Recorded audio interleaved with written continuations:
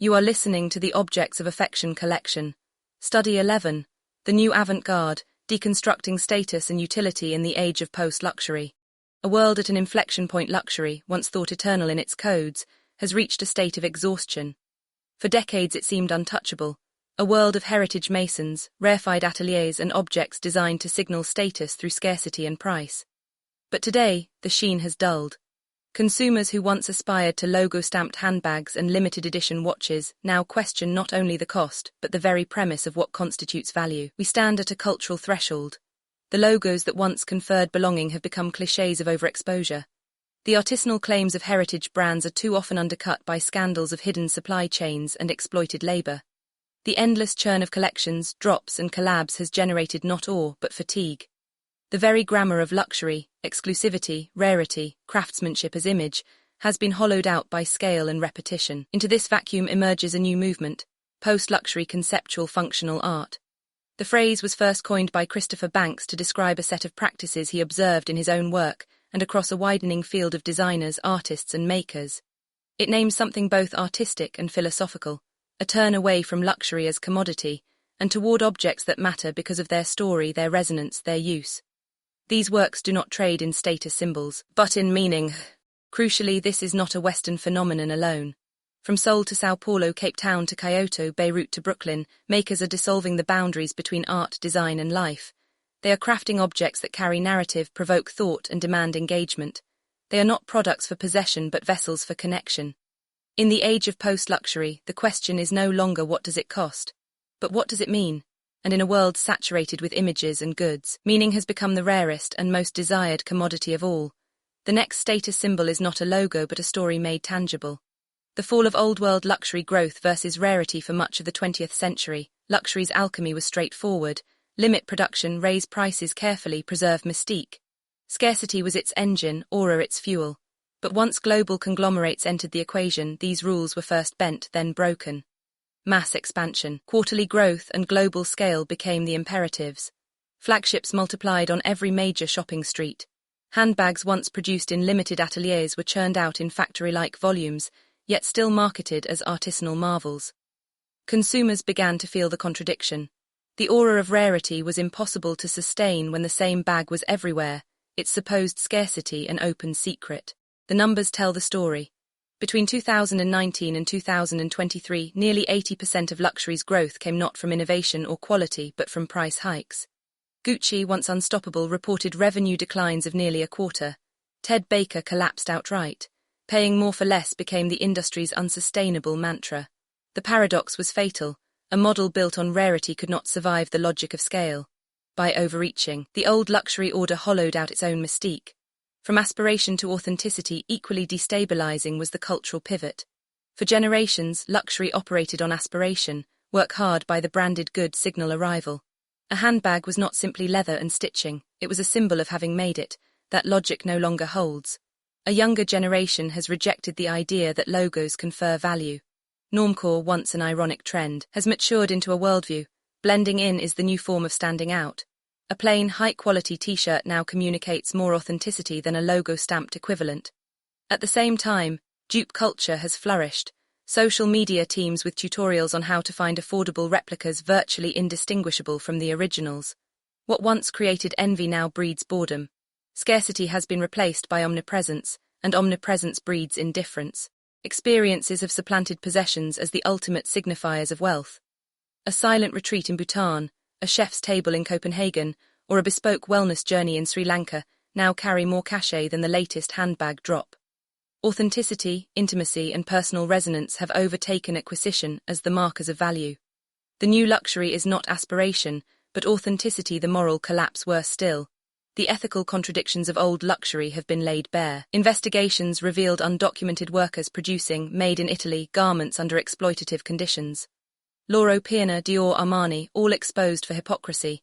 What once signified provenance and integrity now risks being read as a mask for exploitation. This betrayal has been devastating. Consumers who sought authenticity discovered stagecraft.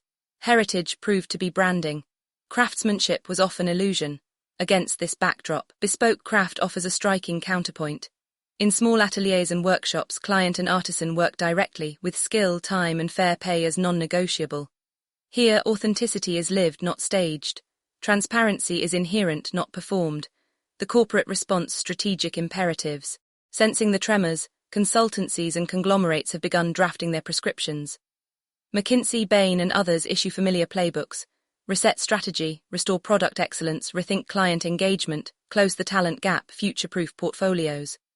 In practice, this often translates into the pursuit of money-can't-buy experiences, diversification into hospitality, and attempts to tether products to exclusive cultural moments. The playbook is not without merit. Experiences have become central to consumer desire, and there is indeed growth to be found in adjacent industries.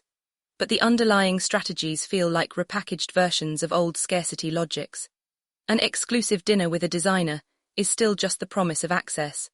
A luxury-branded hotel is often little more than a logo applied to architecture. A critical view what is missing in these strategies is acknowledgement of the deeper cultural shift. They treat the crisis as reputational, not existential. They assume that aura can be restored by polishing brand image, when in fact the collapse is structural. Consumers are not rejecting luxury because the messaging failed. They are rejecting it because the product no longer corresponds to value. The irony is striking. As brands double down on image, consumers demand substance. By clinging to performance, the industry misses the possibility of reinvention. Luxury's problem is not its marketing, but its meaning. A global genealogy of post-luxury. If we are to understand the present, we must understand the histories that make it possible. Too often, luxury narratives privilege a European and American lineage, Duchamp, Lewitt, Bauhaus, as if the conversation begins and ends there. But the reality is richer and more polyphonic. Post-luxury conceptual functional art does not arise from one root, but from a constellation of traditions across continents. Western antecedents in Europe and the United States, the intellectual groundwork was laid by conceptualism and modernist design. Sol LeWitt insisted that the idea itself could be art. Joseph Kossuth blurred distinctions between object, representation and language with his 1 and 3 chairs. Duchamp's ready-mades collapsed the distinction between the everyday and the artistic.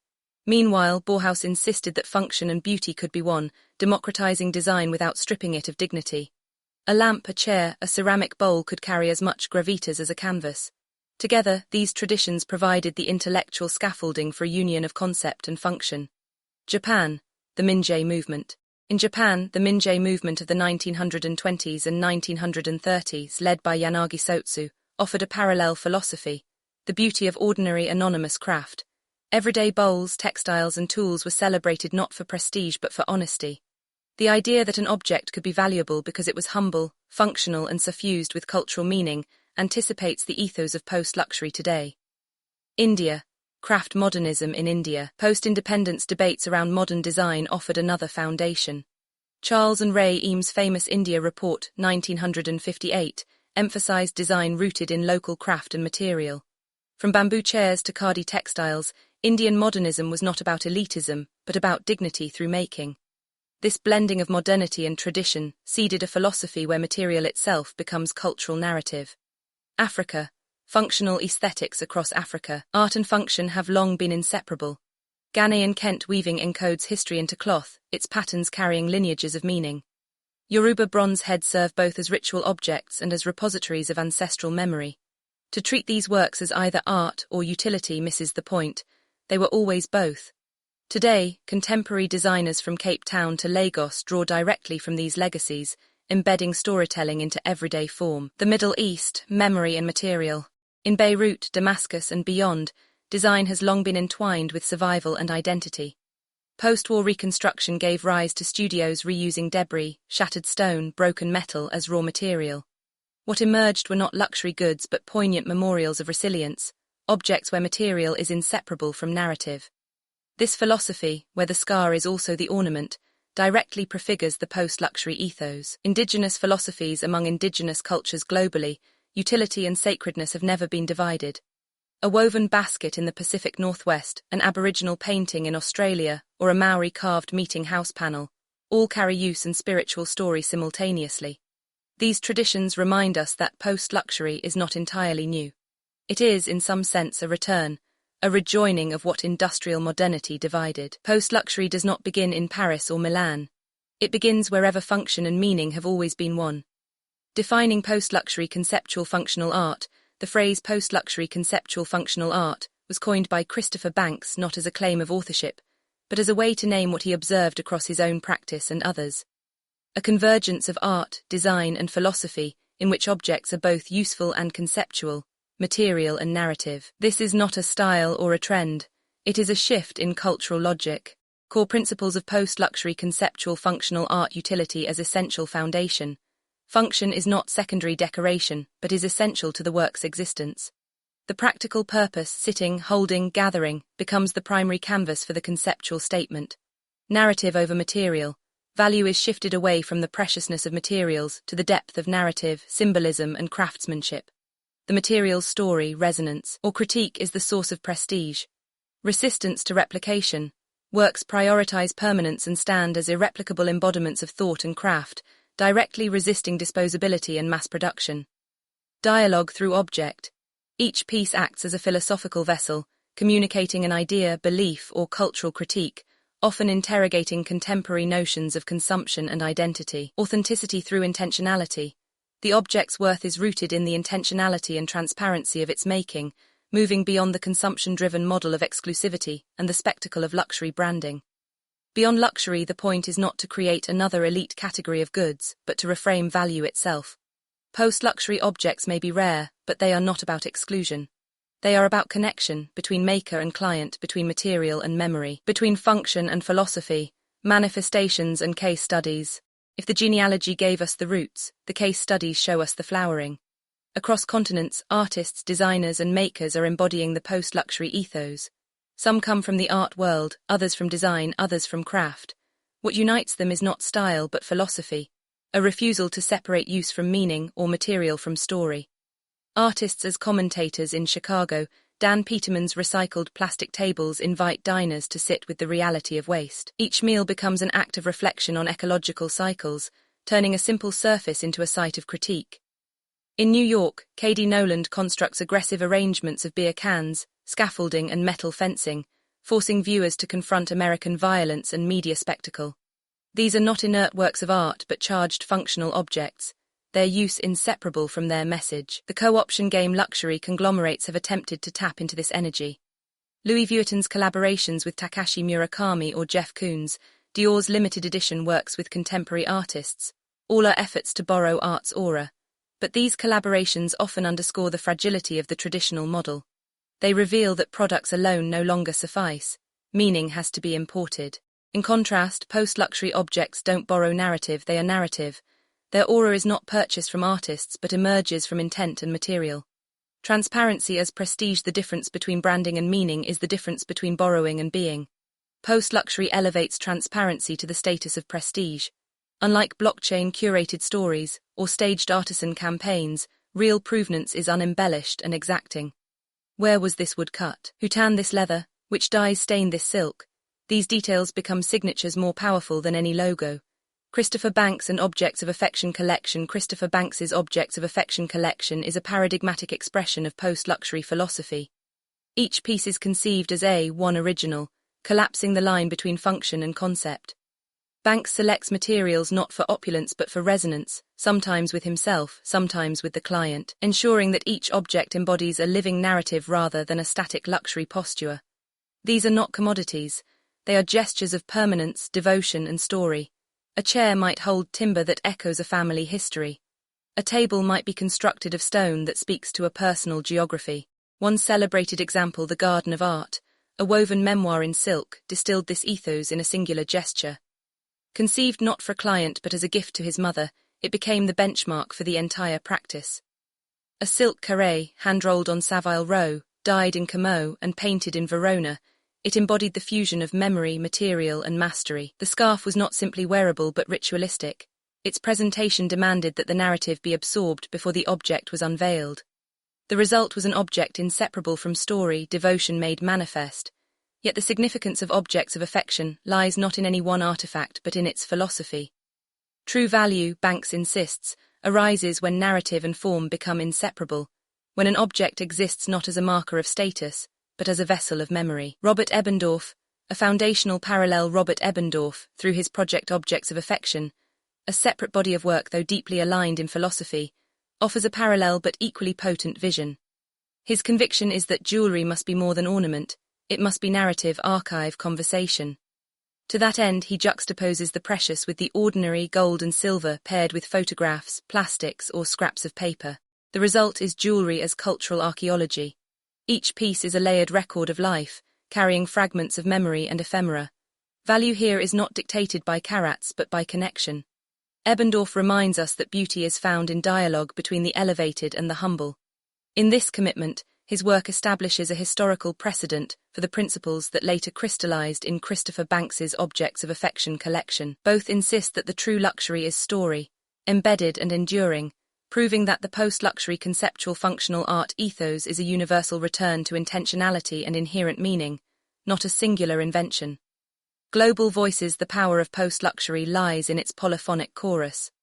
Around the world, makers articulate the philosophy in different keys, but with shared conviction. Seoul, designers like Kwang Ho Lee use traditional weaving techniques to create monumental furniture from synthetic rope. The result is both futuristic and ancestral, collapsing past and present. Mexico City, collectives like Studio IMA curate objects from ceramics to lighting, all rooted in Mexico's craft traditions but reframed in contemporary forms. These are not decorative imports but cultural continuities.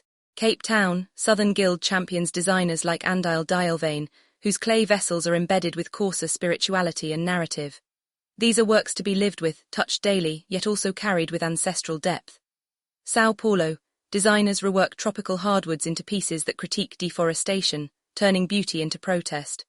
Beirut, post-war ateliers like Bokja reclaim fragments of textile and furniture, weaving them into collaged objects that bear witness to cultural resilience. Tokyo Tokujin Yoshioka's crystal chairs literalize light itself as a material, reminding us that function and poetry need not be apart.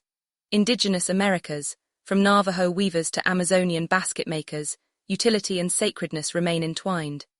These practices remind us that post-luxury is not wholly new, but often a return to wisdom industrial modernity forgot. A new economy of meaning. The decline of old-world luxury was inevitable. Scale eroded scarcity. Opacity destroyed trust. Logos lost their power. The gilded façades of Avenue Montaigne and Fifth Avenue no longer signal permanence but exhaustion. What remains is not collapse but transformation, the recognition that the cultural contract luxury once upheld has been broken and something new has emerged in its place. Post-luxury conceptual functional art does not attempt to repair the old order. It refuses the nostalgic dream of reviving aura through limited editions or money-can't-buy experiences. Instead, it reframes value entirely. It proposes a different equation, not possession but resonance, not display but dialogue, not opulence but permanence. The remainder of this study continues at objectsofaffectioncollection.com. This has been a study from the Objects of Affection Collection, a critical art research institution operating under the framework of post-luxury conceptual functional art. Read the full research at objectsofaffectioncollection.com.